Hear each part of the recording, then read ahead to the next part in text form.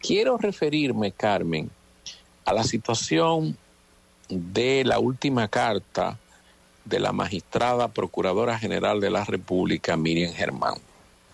Deben haber habido, debe ser como la cuarta carta, estoy hablando de memoria, quizá tercera, en que se airean ciertas, digamos que, no voy a decir confrontaciones, pero situaciones internas que sugieren desavenencias, conflictos, o que Miriam, la magistrada Germán, no está de acuerdo con situaciones que se están generando. Mucho ruido adentro de la Procuraduría.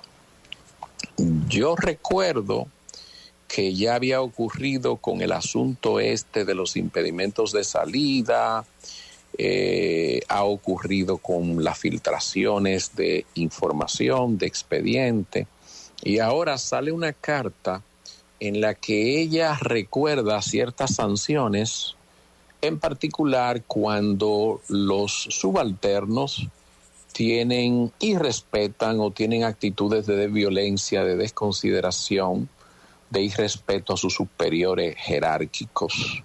Y recuerda cuáles son las sanciones de un número de salarios mínimos que establece la ley, etcétera, como sanciones.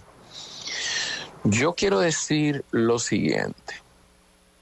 Para mí lo importante es que la institución se fortalezca y sobreviva, porque yo he sido esencialmente jurista a través de mi vida y creo que lo que el país necesita es que la institución sea sólida, como lo debe ser también todo el sistema de administración de justicia, léase los jueces, para que la gente que no ande en este mundo jurídico lo tenga más claro. ¿Por qué? Porque si usted tiene un poder judicial sólido, bien educado, independiente, hasta donde es posible ser independiente, quiero decir que el juez no le deba su puesto al político. Usted que es ciudadano, esa es la única garantía que usted tiene, que frente a un abuso, frente a un sometimiento, frente a una situación legal en que sus derechos, ya sea como persona o sus derechos económicos sobre bienes o cualquier conflicto en que usted esté envuelto, usted pueda recibir protección, tutela de sus derechos, y que usted pueda evitar o tenga a alguien que le pueda evitar ese viacrucis. Esa es la importancia que la mayoría de la gente no la entiende. Yo tuve ya no vive en mi edificio, pero en mi edificio tomaron a un señor y lo allanaron, lo narré una vez aquí y lo vi yo porque llegaba de un compromiso que lo sacaban al señor, usaba lente, no tenía los lentes, taciturno, un poco perdido, asustado, y yo vi cuando se lo llevaban y lo ocuparon porque lo allanaron y lo sometieron porque le encontraron un documento de un negocio que él había hecho, no sé hacía cuántos años. Él tenía una fábrica de metales, de fundición de metales, una operación de ese tipo. Y él fue al juez y recuerdo que Vargas, magistrado Vargas, empezó a inquirir sobre ese caso y finalmente lo protegió. Y él ha podido, lo vi hace como 6 meses y me dijo que todavía tenía que recuperar unos carros que le confiscaron, pero el hombre recuperó su libertad. Y aquello pudo haber sido parte de la investigación, pudo haber sido un error, le encontraron un documento, mire, ven acá, usted hacía negocio, explíqueme, vamos a ver. Pero mira la importancia, y lo pongo en un casito sencillo para que la gente pueda entender qué importancia tiene que un juez diga, no, un momentito, que aquí no, aquí hay o no hay, no, yo lo envío a usted a su casa o yo levanto esas medidas. Esa es la importancia. ¿Qué es lo importante con el Ministerio Público? El Ministerio Público tenemos que verlo como la institución. Nosotros no podemos entender que el Ministerio Público es solamente los altos dirigentes. Tenemos que ver el cuerpo colegiado completo. Que el fiscal pueda tener la formación, pero también la seguridad de que cuando entiende que algo debe ir, pero que si no debe ir, no debe ir a un proceso. Y que las decisiones se tomen atendiendo objetivamente a los elementos, evidencias que apuntalan el caso. A eso es que me refiero.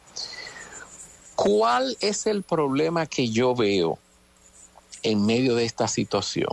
Que se quiera o no, la persecución contra la corrupción es muy difícil de separarla del tema político, porque hay una fuerza que está redituando ventajas políticas, y es obviamente el gobierno y también otras fuerzas de oposición, como lo es, por ejemplo, la Fuerza del Pueblo. Cuando tú abres el acetileno contra el PLD, por razonamiento a contrario, quien se beneficia, el efecto negativo que tiene para el PLD se convierte en un efecto positivo para la Fuerza del Pueblo, porque capta más, porque aspira a que esa fuerza pierda influencia, porque la base común que tienen hacia dónde corre hacia la FUPU. Y lo mismo pasa con el gobierno, que logra desmembrar un opositor. Entonces, esa percepción se ha creado, Carmen, yo creo que tiene mucho de realidad y ha ido caminando. El Ministerio Público, cuando hablo del Ministerio Público, me refiero a Jenny Berenice, a quien distingo y le reconozco su mérito en capacidad, y creo que es esencialmente una mujer seria. Y lo mismo digo, ni hablar de la magistrada Miriam Germán. Pero la magistrada Miriam Germán yo la veo en una posición un poco diferente. Y Camacho no lo conozco, nunca he estado en un proceso con él, ni lo conozco como persona, pero las referencias que tengo son positivas. Que yo creo que es importante que esos magistrados, yo creo que Miriam Germán lo tiene claro, entiendan que tienen que tener cuidado en no dejarse atrapar en el juego político. El político te usa, el político sencillamente deriva las ventajas y poco le importa el resultado o destino de la institución, y mucho menos el del funcionario particular. Y tiene uno que tratar de ser siempre mesurado, ponderado, hacer el trabajo sin dejar que a uno lo utilicen. Y no es que la utilización se da de manera directa, que te van a llamar y te van a decir que tú hagas, que no hagas. No, es que termina uno sin darse cuenta siendo utilizado. Y hay que tenerle mucho, mucho cuidado a eso, por la sencilla razón de que esta es una sociedad parda, esta es una sociedad gris, esta es una sociedad que el tema de corrupción le es muy difícil de examinar, por una sencilla razón. Ninguno de los partidos del sistema es impoluto. Ninguno de los partidos del sistema puede alegar o pretender que no tiene máculas. Todos tienen máculas porque todos tienen un ejercicio político que esencialmente responde a las mismas reglas. Clientelismo, compromisos antes de llegar, compromisos después de llegar, ejercicio del poder tratando de satisfacer y tratando de contentar gente, y eso se hace con dineros que no salen de los bolsillos de los políticos, sino del erario público. Otorgamiento de obras que por lo general se hacen amigos o allegados para pagar favores. Sobrevaluaciones o pago de comisiones que son muy comunes en este sistema. Entonces, cuando usted ve que esa es la generalidad, que esa es la regla, tiene uno que tener mucho cuidado cuando persigue de hacerlo con la mesura, con la moderación, y siempre recordando que al final todos andan de manera directa o indirecta envuelta en lo mismo.